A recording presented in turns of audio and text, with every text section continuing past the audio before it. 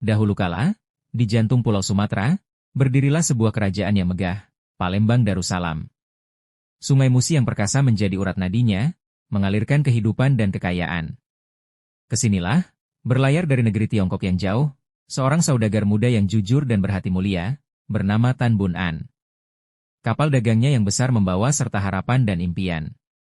Di tengah hiruk-pikuk pelabuhan yang sibuk, takdir mempertemukannya dengan sesosok bidadari, Putri Siti Fatimah. Ia adalah putri bangsawan Palembang, jelita rupawan, dengan senyum selembut sutra dan hati sejernih embun pagi. Pandangan pertama saja sudah cukup untuk menautkan hati mereka. Tan Bun An terpesona oleh kecantikan dan keanggunan Siti Fatimah, sementara sang putri terkesima oleh ketampanan dan budi pekerti sang saudagar. Cinta pun mulai bersemi, tumbuh subur di tepian Sungai Musi, menyatukan dua insan dari dunia yang berbeda, dalam sebuah ikatan yang tulus dan tak terduga. Mereka sering bertemu diam-diam, berbagi cerita dan impian, membangun jembatan cinta di atas perbedaan budaya. Desir angin sungai menjadi saksi bisu janji-janji hati yang perlahan terucap. Cinta Tan Bun An dan Siti Fatimah semakin dalam, hingga akhirnya Tan Bun An memberanikan diri melamar sang putri. Ayah Siti Fatimah, sang raja, merasa terhormat dan melihat ketulusan hati Tan Bun An. Ia pun memberikan restu, namun dengan satu syarat, Tan Bun An harus mempersembahkan 9 guci berisi emas murni sebagai mas kawin. Sebuah syarat yang berat, namun demi cinta, Tan Bun An menyanggupinya tanpa ragu. Ia segera berlayar kembali ke tanah kelahirannya di Tiongkok. Dengan penuh semangat, ia mengumpulkan emas batangan dan mengisi setiap guci besar dengan cermat. Demi menjaga emasnya dari para perompak yang ganas di lautan, Tan Bun An memiliki ide cerdik. Ia memerintahkan para anak buahnya untuk melapisi bagian atas emas dengan sawi asin yang telah dikeringkan. Dari luar, guci-guci itu tampak seperti berisi sawi asin biasa, sebuah penyamaran sempurna. Setelah semua siap, Tan Bun An memulai lagi pelayaran panjangnya kembali ke Palembang, membawa serta 9 guci berisi janji cintanya. Akhirnya, kapal Tan Bun An tiba kembali di Palembang. Kegembiraan menyelimuti Siti Fatimah dan ayahnya. Di tepian Sungai Musi, Tan Bun An dan para pengiringnya mulai membongkar guci-guci mas kawin itu, disaksikan oleh semua yang hadir. Namun, betapa terkejutnya mereka. Saat guci pertama dibuka, yang terlihat hanyalah sawi asin kering. Wajah Tan Bun An seketika berubah. Kekecewaan memuncak, disusul oleh kemarahan yang membara. Guci kedua dibuka, hasilnya sama. Guci ketiga, keempat, kelima, hingga guci keenam. Semuanya hanya berisi sawi asin. Hati Tan Bun An diliputi amarah yang membutakan. Ia merasa telah ditipu mentah-mentah oleh anak buahnya sendiri. Tanpa berpikir panjang, dalam emosi yang meluap-luap, ia mengangkat guci-guci itu satu persatu dan melemparkannya ke dalam Sungai Musi yang dalam, seolah membuang segala kekecewaan dan rasa malunya. Tiap guci yang tenggelam membawa serta janji yang ia kira telah musnah, tanpa menyadari kesalahannya yang sangat fatal. Ketika Tan Bun An hendak melemparkan guci ketujuh, seorang pengawal setianya yang mengetahui rahasia penyamaran itu, bergegas menahan tangannya. "Tuan, jangan terburu-buru. Lihatlah lebih cermat," desaknya. Tan Bun An, dengan sisa-sisa amarahnya, memandang isi guci ketujuh.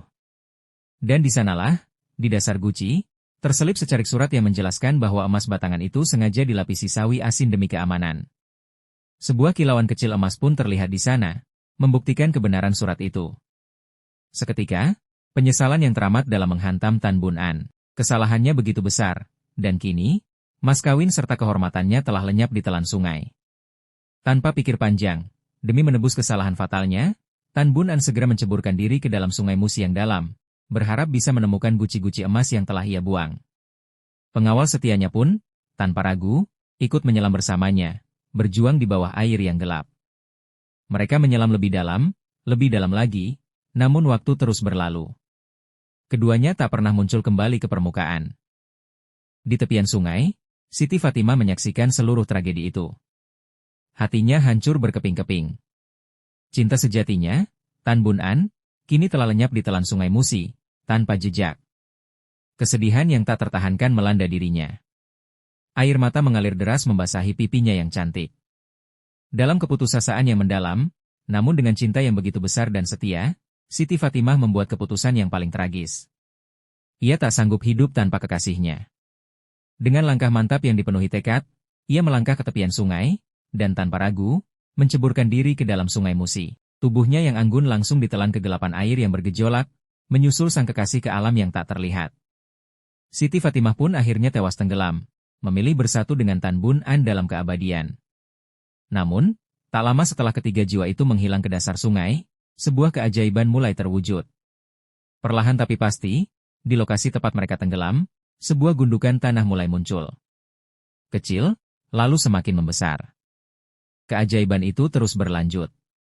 Gundukan tanah yang muncul di tengah sungai Musi semakin lama semakin membesar, membentuk sebuah daratan kecil yang kokoh. Pulau inilah yang kemudian dikenal sebagai Pulau Kemaro. Nama, Kemaro, sendiri, konon, berasal dari bahasa Palembang yang berarti, kemarau, atau, tidak basah. Sebuah nama yang sangat sesuai, karena keajaiban pulau ini adalah ia tidak pernah terendam banjir, meskipun air sungai Musi sedang pasang besar. Ini adalah bukti nyata, sebuah tanda dari alam, bahwa cinta sejati Tan Bun An dan Siti Fatimah adalah abadi, tak lekang oleh waktu dan tak tenggelam oleh air. Hingga hari ini, di Pulau Kemaro, kita dapat menemukan makam yang diyakini sebagai makam Tan Bun An dan Siti Fatimah, sebuah simbol cinta lintas budaya yang tak akan pernah padam. Di sampingnya, berdiri kokoh kelenteng Hok Ching Rio atau kelenteng Kuan Im, menjadi saksi bisu harmonisasi budaya Tionghoa dan Palembang. Pulau Kemaro bukan hanya sebuah tempat wisata, tapi sebuah legenda hidup yang mengajarkan kita tentang kesetiaan, pengorbanan, dan bagaimana cinta sejati dapat mengukir sejarah di hati dan di alam semesta.